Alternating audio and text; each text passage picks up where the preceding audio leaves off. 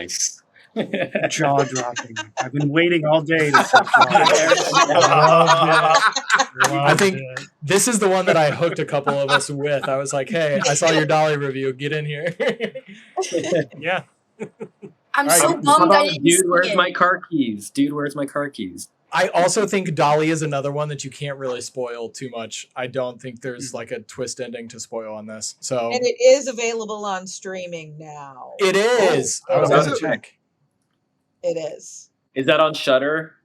Was this one a It Shudder? it was available on Amazon last night, but it does have a Shudder title card. Yeah, on it'll it, be so on it will Shudder be. soon. It's a Shudder, yeah. They usually put it out like to rent, and then they put it out like on the streaming sites a little bit later. Is that how it works? So you can rent it on Fandango at home right now for $9.99. I actually Same price on Amazon. Yep. So It's worth the price. this is really okay. I'll be honest. I think that I will probably like Dolly 2 more than I liked Dolly. I agree. I agree. Yes, Why? there is so much about Dolly. What are they calling it? Dolly Dearest? That's actually a good name. Dolly, Period. do we Love get your taglines. follow it with Dolly Deadest? Yes. I liked a lot of the premise, the setup. I really liked the character of Dolly. I think Dolly was really fascinating. Really played extremely well by a wrestler, isn't it? Yeah. Wait, who? Is it a man I'm playing pulling Dolly? it up. Yeah, it's It a is man. Okay. It is Max the Impaler. Yeah. Oh. Yeah, Max the Impaler plays Dolly. He's fantastic. His body language throughout that movie is excellent. I knew what Dolly was feeling and thinking without Dolly ever saying a word, and with a mask covering the face. Yeah. Like, the performance was impressive. Yes, I loved that about Dolly. But I realized watching this film, I am not a fan. I'll watch them. I am not a fan of the protagonist getting kidnapped and then watching the protagonist go through a series of events for the next 45 minutes to escape the antagonist genre. That's not my favorite thing. The bit of the cat and mouse, I'm just like, meh. I don't really, it loses some suspense for me, even when there's suspenseful moments. And then also, I got a Seann William Scott's character. My theater laughed out loud when he woke up. Like, multiple people in my theater thought it was hilarious. That was brutal. It was brutal, but I was like, no way. You're being uncomfortable. You kind of laugh, right? It's Yeah. a natural reaction to it. And then it Yeah. just, my gosh, that was horrific. With Dolly 2, I want to see a higher body count for sure. I think a higher body count in Dolly 2, and I'm sold on it. Just give me more fodder for the shovel. That's what I want. So, Dolly was one of those movies. When I was covering Fantastic Fest last year, that I watched all 5 opportunities of that screener. I just couldn't get enough of Dolly. And I like when we get a unique slasher. It seems like so many people are just trying to riff off of art now that Dolly just seemed kind of fresh for me. But another movie that's kind of underrated, that's kind of a backyards and has a baby face that people don't talk about, is The Hills Run Red. I love that movie. I don't think it's spoken about enough, but Dolly, like you said, the movements were very, very in your face. Like, the brutality, the way Dolly how Max brought that character to life. I enjoyed that film. And then obviously, my jaw was on the floor during a certain scene. And that was just something that was, it's tough to watch when you see it on the big screen for some people. Obviously for us that have watched a lot of horror movies, it's not as bad, but it is uncomfortable. And I thought they sold that scene really, really well in Dolly. But I was very pleased with how they did the ending and definitely teased at a sequel. I'm definitely going to be there for Dolly too. So that was one I was glad to support in theaters when it re-released. So I'm trying to see if I can find his post about it, but like, wasn't the director actively sick while filming? Because of they the material? they filmed it in Tennessee, in Chattanooga, and they were being hounded by like mosquitoes or something. Aleece and I actually went to a Q&A with one of the producers and the lead actress. Seann William Scott was supposed to be there, but he canceled last minute, so we didn't get to see him. He had childcare problems. But I don't know about the director. I do know that the lead actress was constantly had a lot of the elements attacking her, tons of bites and whatnot. Yeah, it was like a super physical role. Poison oak. I think they were getting it eaten up by poison oak. They were really out there in the woods, and they were filming out in like an abandoned house. They were telling about these stories, how if you film out in a place like Chattanooga, then the whole town is like really into the production, and they want to like help out the production. So when they're doing location scouting and talking to some of the local people, they're like, "Hey, we have this like really creepy warehouse thing that's abandoned. Like, come check it out." And they're like, "Yeah, we would totally want to film here." But filming in a place that's like really like raw and doesn't really have any stuff like that, they ran into a lot of just like technical issues with, people getting poison oak, and they're actually like out there in the woods, just like crawling through the woods. Seann William Scott's biggest fear was getting ticks on his butt. Ticks, yeah. They're battling the elements. So they're really doing it for this indie film. So that's actually a pretty cool layer to hear stories like that too in the production. I'm more afraid of Lyme disease than I am ticks. Oh my but God. Right. And then you have Dolly saying, "Here, drink this." So what's worse?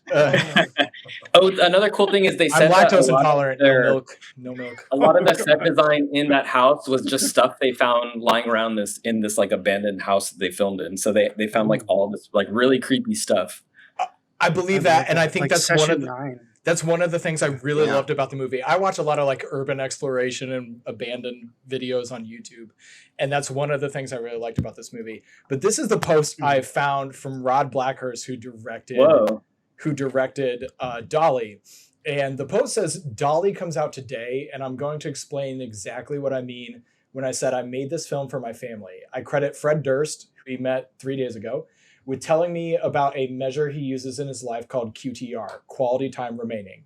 I'm 45, and my QTR matters now more than ever, so fuck it, I'm sharing." He says he was born with a disability. It's consumed his life. Others have it worse, though, and so he's always tried to manage his relationship with his broken heart. He delayed having open heart surgery to replace 2 valves from 2024 to October 31st, 2025, so he could finish Dolly and find a way to get it out into the world. He pushed his health to the brink on that timeline, but I had to, he says, because I needed to make this film for my family, to create something I could own that could provide for them in their lives if I didn't make it. Wow.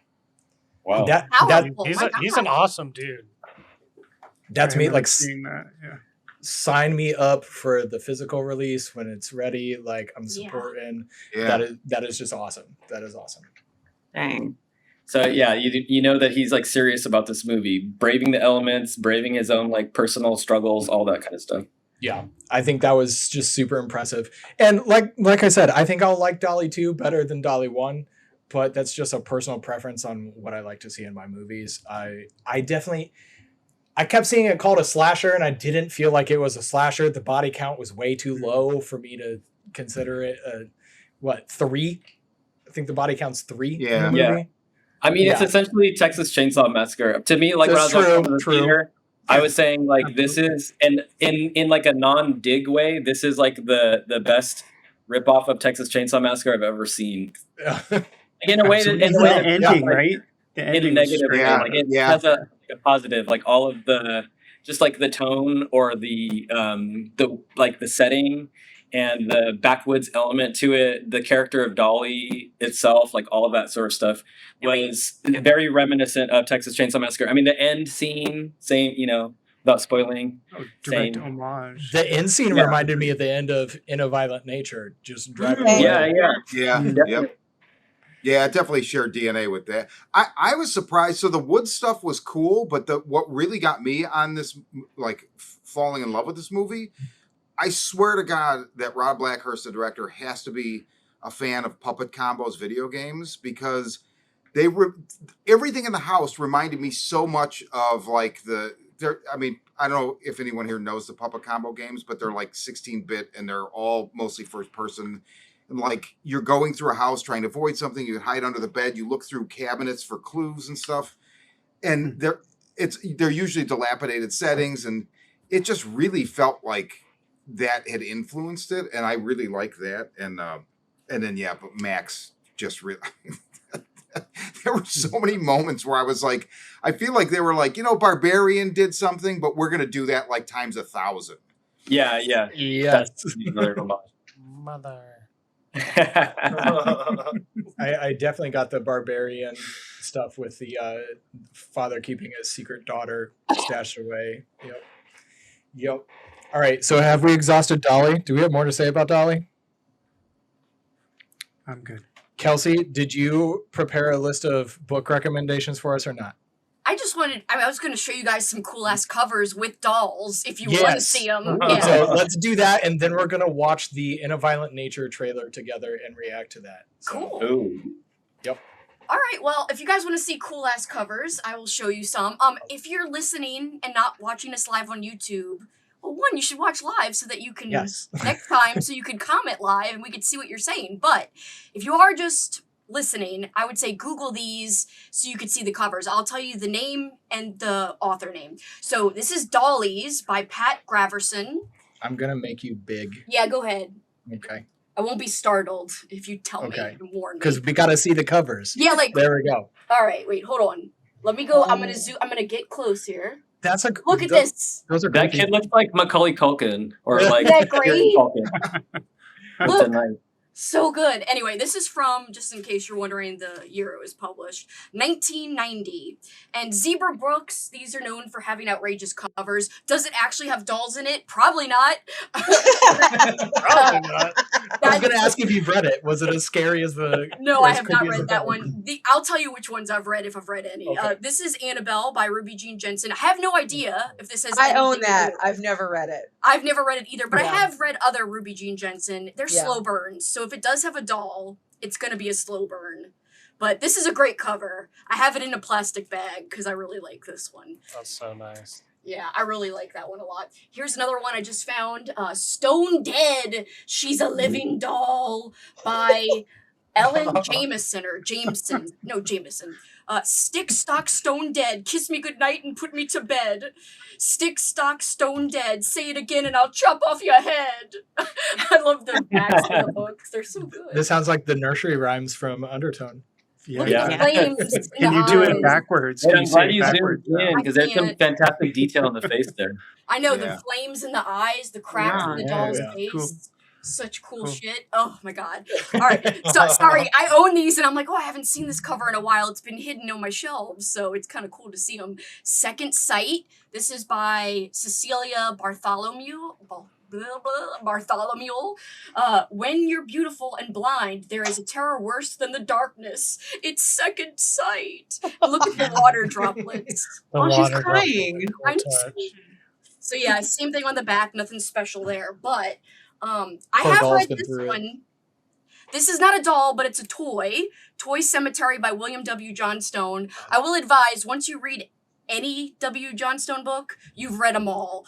If you're gonna read one, read this one. Grady Hendrix, who wrote Paperbacks from Hell, actually gives away a lot of what happens in here, but it is worth experiencing for yourself. Is there crazy, disgusting incest? Yes. Oh, Or God. like lots of incest, yes. There's not enough toys. I will say that's my big criticism. Also, people's names are repeated 1,000 times on the same page. It's like the worst written book ever, but it's also so bad you can't Love look that. away. I have a love-hate relationship with this author because I've read like 5 of his books, and I keep saying I'll never buy more, but I keep buying more because they Then you look do it. so cool. Yeah, and then also I keep reading more. This is the same author who's had like an orgy in one of his books, and like they all get eaten by roaches and bats. There's 2 different books. One, there's killer freaking roaches. The other is killer bats.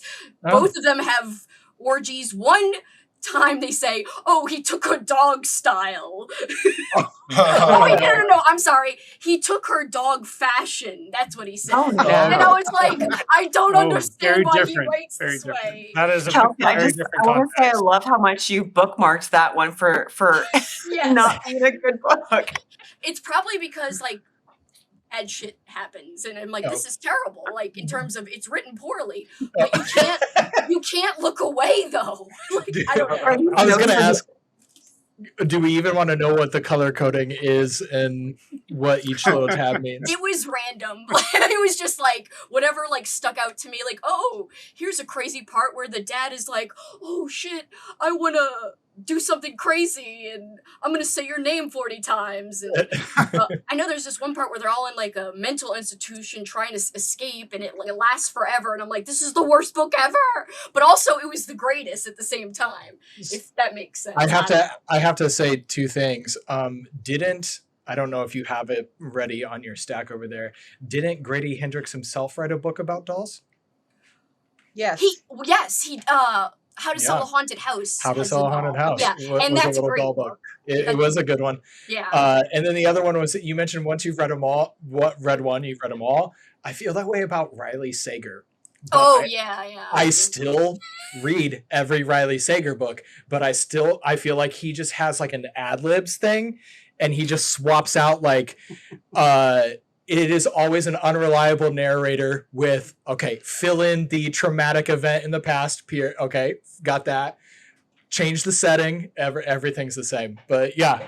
Yeah. All right. That's like William W. Johnstone, but better. Sorry, William W. Johnstone is shit. Like, I'm sorry you're dead. I apologize, but sorry, whatever, wherever you are. Anyway, I loved How to Sell a Haunted House. That one's definitely. In fact, I think my review, if you look on Goodreads for that book, is I feel like this is his ode to Toy Cemetery, because if you look at any of Grady Hendrix recs for Paperbacks from Hell, he will recommend Toy Cemetery. It's in Paperbacks from Hell, the book. It's in anytime anybody asks him, what is your 5 favorite Paperbacks from Hell you've read? He will always say Toy Cemetery. So to me, I do think he took a lot of inspiration from Toy Cemetery for How to Sell a Haunted House. That's just my opinion. When I read it, I was like, this is totally his ode to, like, but with more toys, because Toy Cemetery actually lacks a lot of toys, sadly.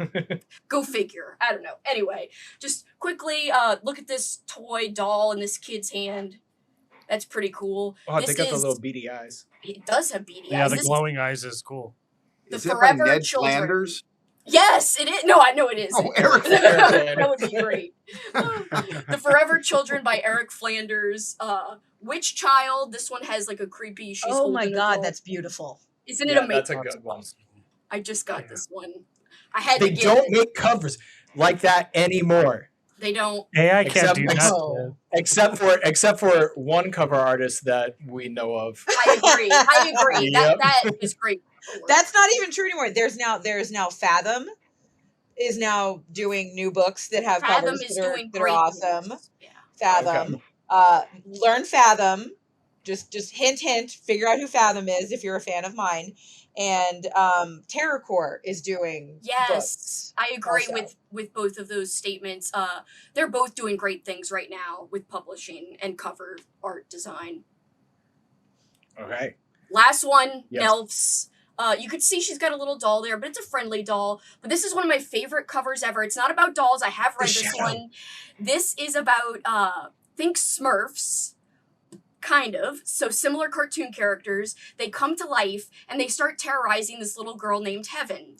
And they're like, yo, Heaven, your mom's a bitch. Your mom's a whore. And every time I talk about this book, I always quote, I swear that's in the book a lot of times. And poor Heaven's like, oh, why are you messing with my mom? Like, why are you insulting my mom?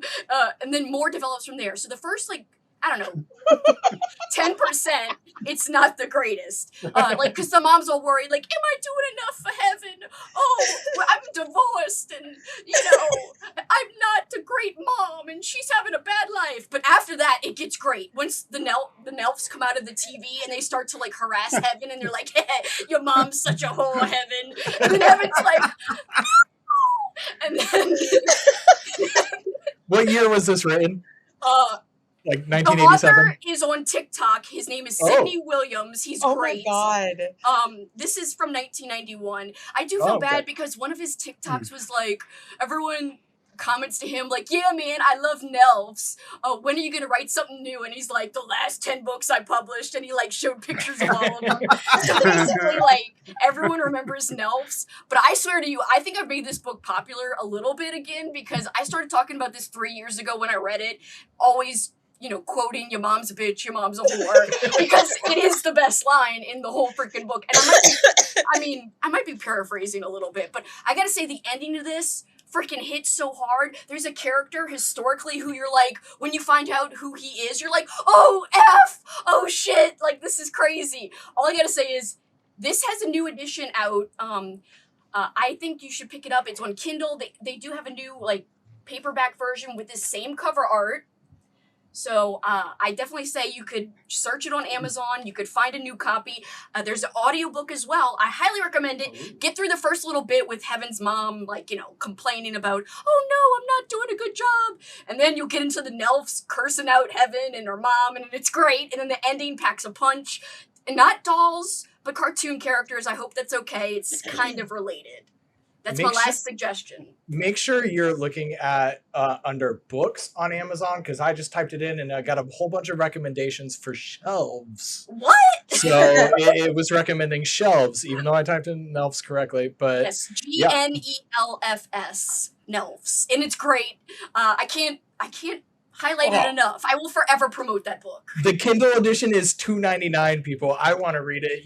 I want to read Nelfs, but I hope you don't hate it. I like it. Kelsi, you should be doing the audiobook, or at least the voices of the Nelfs.